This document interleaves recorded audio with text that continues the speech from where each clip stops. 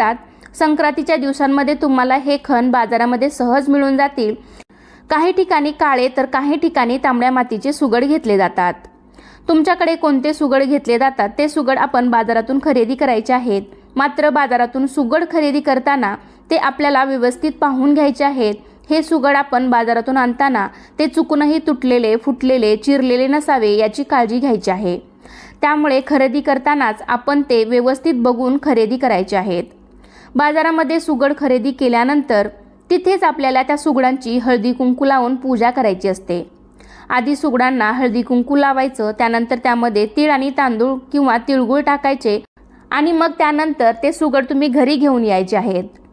कारण प्रत्येक वर्षी संक्रांतीला आधी नवा कोरा खण पूजायचा असतो आणि मग घरी आणल्यानंतर ते पुन्हा एकदा स्वच्छ पाण्याने आपल्याला धुवायचे आहेत। तर आता सुगड कधी खरेदी करायचे, तर काही जण भोगी